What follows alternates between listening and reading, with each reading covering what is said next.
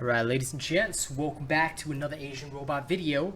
Okay, so my buddy Lewis has been asking me to do a hammer build for the longest time, and honestly, I genuinely haven't been able to come up with anything good or decent, to be perfectly frank. I don't know if this would be any good at all whatsoever, but I figured that I owe people a test. Sorry about that. I didn't know why these... Oh yeah, these cells were in there for testing purposes. Anyway, okay, so I did throw together a build. The thing is, okay, how should I explain myself? I really wasn't sure which way to go on this one. All right, so I'm actually going to showcase two hammer builds. The first is an Iceborn based build.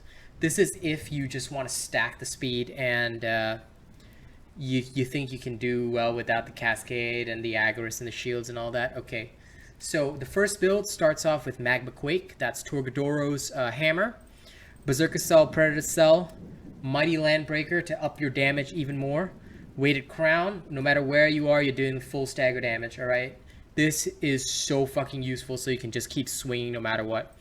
Inferno's Burden. Now, yes, there are other mods like Turbine Trigger. Some people say like, oh yeah, you should use that or extend a clip or anything. No, I just find that the hammer's job is to stagger, and you want to be dealing full stagger damage no matter whether the behemoth's sideways, frontways, backways toward you, whatever. Weighted Crown has the most utility in my opinion. So that's why I use that. And the bond will be Inferno's Burden. Okay. Helmet is Dark Watch with a +3 overpower cell. You've got the Dark Marrow with a +3 discipline cell here. You've got the Might of Stone with a +3 Iceborn cell, and the Boreal March with a +3 Wild Frenzy cell. Now, what this will give you is your full +6 Iceborn, so 30% damage reduction, lifesteal, while under 50% health. You've got your Overpower here, okay. Rage, 25% damage, which will always be on. Berserker is only +3, but this one, basically when you stack it enough times, it gives you 20%, so that's good enough. Conduit is just because you need to fit something into your lantern, and I figure even a little bit of boost to attack speed is useful. Discipline to keep your hit points halved.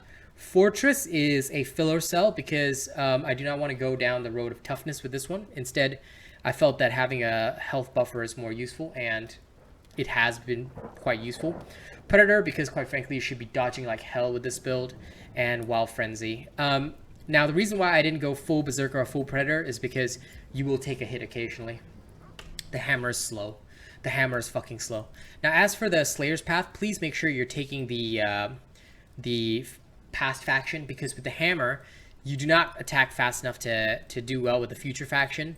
You will in fact be better off with your dodging and hitting them with shockwaves. It ups your DPS by quite a bit and keeps you from being absolute garbage. So that is the Iceborn version. Now the non-Iceborn version is the Tenacious version, and this one is basically is exactly the same as the axe build. The only difference is that I've slapped a hammer on. So starting with your weapon, Unsteady Ground, okay, that's the Agorist.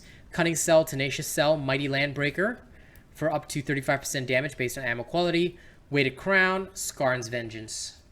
Alright, this stuff is useful because you just want to have that additional damage in. Sight of Stone with a Fortress cell. You've got your Mantle of Thorns with a Cascade cell. You've got your Malkirion's Grasp with a Cunning cell. And you've got your Gnasher's Treads with a Tenacious cell. And of course your Lantern is Evermain's Rapture Cascade cell.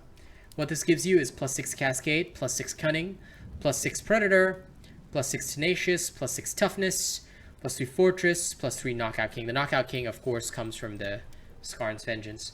So, I'm actually going to showcase the slower build, which is the Tenacious one. It's up to you which one you want to use. I'm just not a fan of Iceborn, especially in the current situation. Just to showcase how this build functions, we'll go straight into a hard escalation right now. Okay, private hunt as usual, and I'll just showcase how this works. For those of you that don't want to see the showcase, you can just like, share, and subscribe here. Leave a tip if you want to, you know, keep me fed, because this is my only income at this current moment. If you guys want to see the showcase, we'll be going in very shortly, and of course, I've got my sick Warframe-like looks to poke you guys in the face. Okay? Okay. Honestly, though, I have to admit, this one, the hammer was one of the hardest builds to to work on, create, or do anything with, because the hammer is just tough. It's just a very tough weapon to work on. Okay, but regardless, I will do a showcase because I feel it's fair to show how it functions in combat. Now, I am honestly terrible with the hammer. I'm going to tell you that straight up. But even though I'm terrible with it, this build will still work, which is the important premise of all my builds. Now, one way to solve your attack speed problems is to go, like, if you want to go Conduit, you can go full Catalyst and just swallow potions constantly, in which case the hammer is one of the strongest weapons in the game if you're constantly guzzling potions. But as you know, one of the important factors of my builds is that they don't use potions. So I'll do this without a potion just to show you how it works. Okay, we're starting with a Spore Struck Charog. So, oh shit. Sorry, that's because of my mouse. Just ignore that. I really need to buy a new mouse, but can't afford one, so. So again, what you need to do is you need to try and, yeah, if you're a potion addict like Warpath, because I'm actually filming this live on Twitch. So you want to dodge attacks as often as you possibly can, get used to behemoth patterns. But again, don't forget you're dealing full stagger damage no matter where you're at. So behemoth should be like dizzy within the first few moments, and that's actually good. As soon as you've knocked it down, don't hesitate to go fucking ham on it. With your high ammo quality, immediately boost your damage. Okay, with your higher boosted damage from the Mighty Landbreaker, you'll actually be able to do some insane shenanigans, which you want to do. Don't forget, you can also roll into the invulnerability orbs and stuff like that. And once you have that, any creature that doesn't have speed, like doesn't have high speed and shit, is basically dead. You see, the Charog's already dead. So it does take longer, I do have to admit that. It does take longer than any of the fast weapons. But again, it's up to you how you want to solve that issue. If you're not bound by the hard and fast rules like me, whereby I refuse to use any potions, the hammer is actually a very viable choice. Swallow those potions and you'll be dealing insane damage and have the attack speed you need to completely keep creatures perma-staggered. Perma-staggered. I'm not even joking here. Permanently staggered is literally, like, this is why the hammer can be considered so strong in trials, because it's just useful that way. Okay. Now again, going in.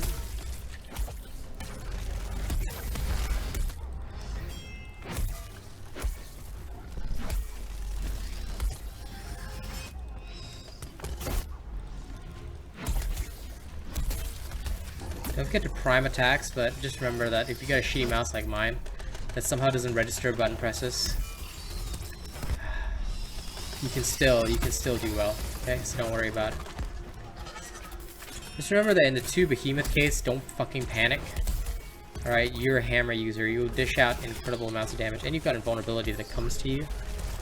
So just pop your lantern, which gives you that 25% attack speed, and just go ham. Now the only problem is that sometimes the creatures just move funny. And as and where you can. Oh my god, fucking hell.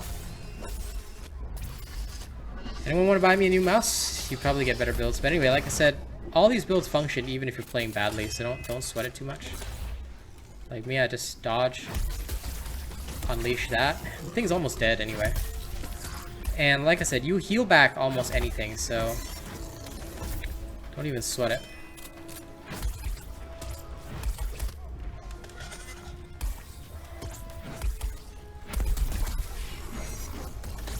Okay, that thing's dead.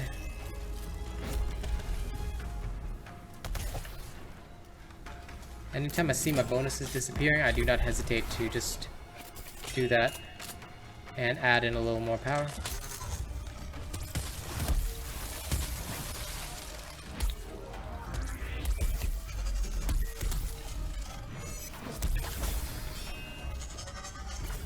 See, that easy.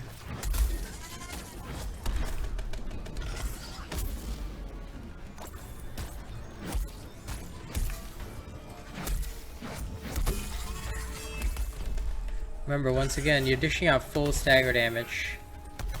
Oh my god, fucking hell, this mouse, I swear. First thing I need to fix is the mouse, so again, tips for mouse very much appreciated.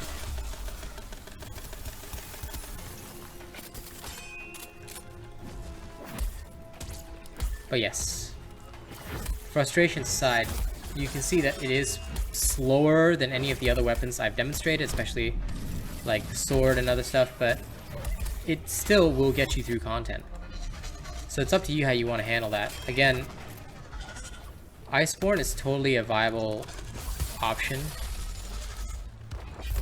So, you know, don't hesitate to use it. But again,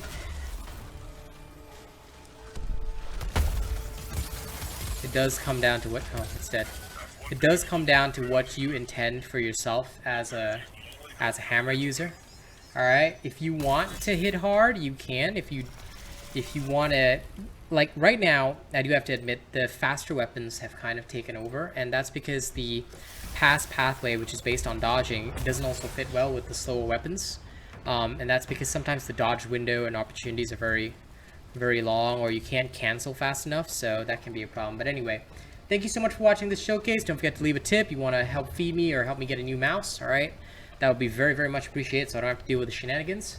But as you can see, even when you are in a bad situation, this thing will do well.